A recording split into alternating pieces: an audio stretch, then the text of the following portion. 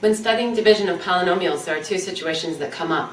First of all, you might divide a polynomial, many terms, by a single term or a monomial. That's the first objective, and that's what we're going to look at here first in this example. So again, many terms divided by a monomial. The next two examples that will follow that in terms of this topic of division of polynomials will be dividing by not monomials, but by binomials, or more for that matter, but at least two terms. We're going to attack that topic in two ways. We're going to divide like we have using long division and arithmetic in the past, and then we're going to use what's called synthetic division. You get to decide which method you'd like to do the division process by when it comes to dividing by something other than a monomial. Let's do this problem. I have three terms here, and I want to divide by the monomial. What you have to remember is this monomial belongs to every one of these terms, and so the simplest and the cleanest way to do a problem like this is to make sure that you put the denominator underneath every term, if you will, and I'm going to say the numerator. And so I'm going to divide every term by 7xy.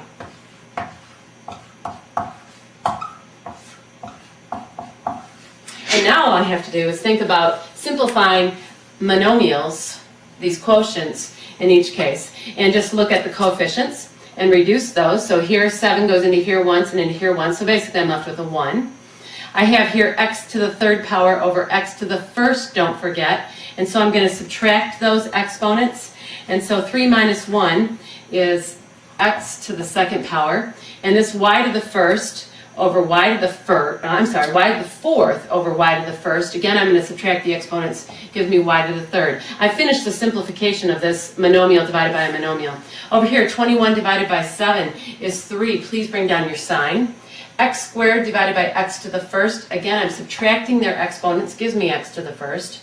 Y to the third divided by y to the first gives me y to the second because I subtract. Finally, 28 divided by 7 is 4. This x divided by x is 1. I'm not going to need to write that because 4 times 1 is 4. Y to the second over y to the first is y to the first power. And I'm all done with that division process. I'm not going to do another problem like this. Again, a very simple problem where you divide many terms by a monomial. The next example that we're going to go to is where we take many terms and divide by a binomial. I mentioned that when we divide polynomials by more than one term, in this case a binomial, that there are two methods to do this. One is what I would call a method that involves long division, and so I want to remind you of one thing first. If I did a very simple arithmetic problem, 7 divided by 312, you've always said to yourself, 7 goes into, it only goes into the 31 here, it goes in 4 times, and 4 times 7 is 28, and then you subtracted that. And 31 minus 28 is 3, and I brought down the 2, and 7 goes into 32 4 times, and 4 times 7 is 28. And again, I subtract, and I could stop. I could say I have a remainder, or I could continue and get a decimal place. This process is how we're going to do this problem. Now I'm going to go ahead and get rid of this, and let's set this problem up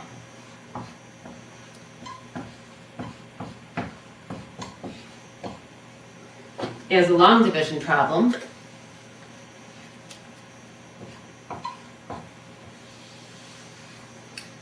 Kind of a long problem, so I need to use the space on the board. And this is how you'll do it.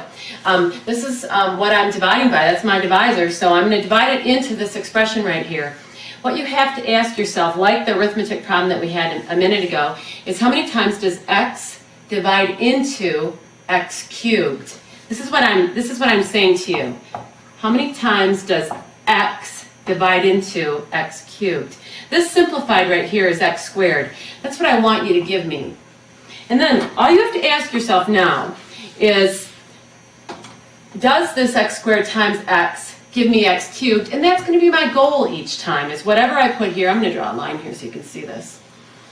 Whatever I put up here, when I multiply it by the first term, I have to get exactly the first term in this expression as well. And then I'm going to take x squared times 1, and I'll get a positive x squared. Well, the next stage in the process, when it's an arithmetic process for division, is to subtract. Well, when I want to subtract both of these terms, I have to add the opposite of each one. So would you please notice that from now on, I'm just going to change the signs of these expressions so that I can subtract or add the opposite. And what's going to happen is these first terms are always going to add to be 0. Because I made this term match this, and then I'm going ahead and subtracting it. Now this minus 2x squared and this minus 1x squared combines to be a minus 3x squared. And like the arithmetic problem, I'm sorry, I forgot to put the x in right here from the original expression, I'm going to bring down the 2x. And now I'm going to go through that process again. Now I'm no longer going to say it the same way. I need to ask you what term right here would be multiplied by x to give me a minus 3x squared exactly. And I need a minus 3x to do that, because a minus 3x times x is exactly a minus 3x squared. And a minus 3x times 1 is a minus 3x. And next, I need to subtract. But subtract means to add the opposite, remember? So I'm going to change the signs of each of these terms. One swipe, please. You are adding the opposites of these. These will always add to be 0. I've got 2x and 3x adds to be 5x. I bring down my next term. Now I have to ask myself, what do I have to put up here to multiply by 5 so that I get a 5x exactly? That's going to be a positive 5. And then I just check it. 5 times x, yep, that sure is 5x. And 5 times 1 is a positive 5. And then I'm going to subtract this, so I will add the opposite, or change the signs of those terms. These will add to be 0. A minus 5 and a minus 5 is a minus 10. That's my remainder. My answer to this problem is up here. It's x squared minus 3x plus 5.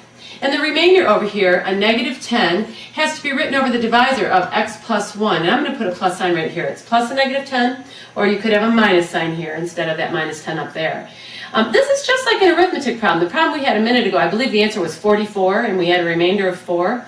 So I would have written that as 44 and 4/7. Again, that's the arithmetic problem we did a minute ago. This is how I write my remainder here. I'm going to do another problem. We're going to do this problem the same way as we did the last problem. However, there's something unique about this problem. The last problem, its first term had an x cubed term in it, Then the next term was an x squared term, then a term with an x, and then a constant. So it went in descending order of the variable, and we didn't miss a single term. In this problem right here, when you divide 6x cubed and then you have a minus x squared, notice that this problem doesn't have an x term. What you have to do is you have to leave a ghost space or a location for that x term should it show up in this process of division. And then I'll divide by this 3x plus 4. Our book would actually have parentheses around that. This is how you'd set it up. So we'd have 6x cubed minus x squared. I'm going to leave a big hole right here, and then that minus 10. And I want to divide that by 3x plus 4. Process is the same. That doesn't change at all. And I'm going to put a little line here so you can see the work. I need to put a term up here that when I multiply it by 3x, I get 6x cubed. So it looks like I need a 2. 2 times 3 is 6. And it looks like I'm going to need an x squared because x squared times x to the first is x cubed. And yes, indeed, that does equal 6x cubed. In this product, 2x squared times 4 is a positive 8x squared. And I'm going to subtract. So when I do that, I add the opposites. So I need to change the signs of those terms. This term will add to be nothing. This adds to be a minus 9x squared. I'll bring down my minus 10. I'm not sure I'm going to use it, to be honest. I haven't paid attention to that yet. I know that I need to put a term here. When I multiply it by 3x, I have to get a minus 9x squared. So I believe that's going to have to be a minus 3x, because a minus 3x times 3x is a minus 9x squared. A minus 3x times 4, remember you have to multiply it times both terms in your divisor, is a minus 12x. And that's why I needed this ghost space, if you will. It looks like I'm not going to tend to the 10 yet. I did need that space. I'm going to subtract now, which means I should add the opposite of these. Again, this will always add to be 0. I'll bring down this 12x, and now I'm going to use that 10. So it really wasn't even necessary for me to bring it down yet up here. I could have waited till the end. Now I need to put a term up here times this 3x that will give me 12x, and that term needs to be a 4.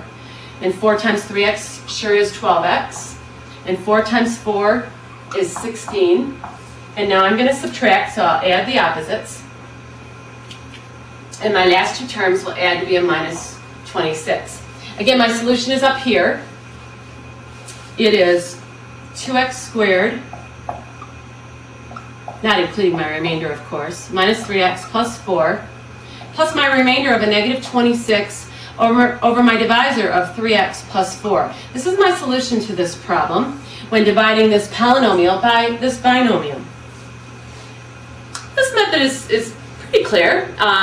There is, however, a method of synthetic division that we're going to use next to do a division problem like this. However, I would like you to notice that the binomials that we're going to divide by always have a coefficient of 1 in front of the x term. I'll point that out when we get ready to do this next problem. Synthetic division is actually very simple. I think you'll like it. The problem that we're going to do right now is the same as the problem that we did two examples ago. And I want to do that so that you can see or compare them to notice how similar they are.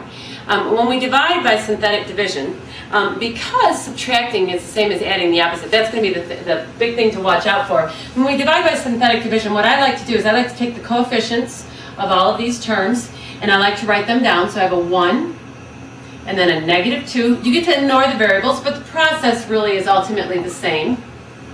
So again, I just strip the coefficients out of those terms, and then you're going to divide, if you will, these coefficients by the opposite of the coefficient of the last term in the binomial. Now, that coefficient is a 1, so the opposite is a negative 1. The process is now a process of addition, and you really just have to come to understand the process. You bring down this first coefficient, the 1, and you multiply this minus 1 times this 1. Again, a negative 1 times 1 is a minus 1. We're using a negative 1 because we're going to add instead of subtract. A negative 2 and a negative 1 adds to be a negative 3. Now I'm going to take the negative 1 times the negative 3. It's always this times this bottom sum. That's a positive 3. I'm going to add the next column. I'm going to do it again. A negative 1 times 5 is a negative 5. I'm going to add, this is always my remainder column. Since I have divided this this is 4 terms. This polynomial, which its degree is 3 right now, I have an x cubed term, and I'm dividing it by an x to the first power, then this is going to be the coefficient of my answer, and it's going to be a 1x to the second power, 1 reduced from this third. This is going to be a minus 3x. I'm going to go down in order in terms of descending order of the exponent. And then I'm going to have a plus 5, x to the 0 power, but I won't write that.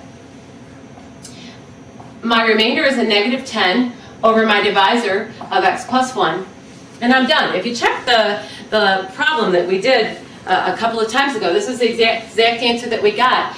But it's so simple to carry these coefficients down, change the sign, and just multiply and add. Multiply and add. Multiply these values, put it here, and add. And then write the corresponding results with this last term as your remainder. Let's try it again in the next problem. Here's the next problem that we'll solve by synthetic division. Again, bring your coefficients down. Please notice that there's no x term in this problem, but I have to make a space for it. So the coefficient of the first term is a 1.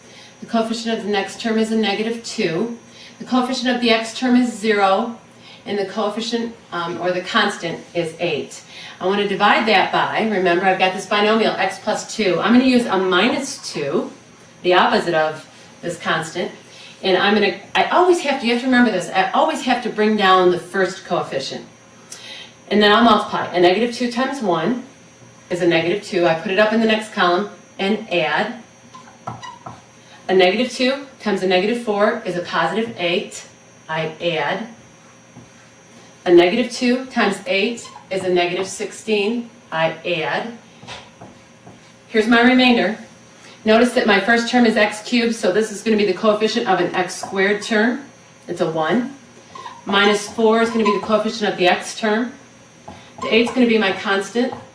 And this minus 8 is my remainder over the divisor of x plus 2. I'm all done dividing. Synthetic division is actually very simple. I hope you like it. One last thing I'd like to share with you. This is quite an involved chapter. We have worked with rational expressions. the CD that I sent last week. Simplifying, multiplying, dividing, adding and subtracting. We solved rational equations, and now I'm jumping back a little bit into this division process, and we're going to go into complex expressions. Again, a lot to keep together. Don't forget to put together a note card for your test so that you can keep these processes straight if that's going to be troublesome for you.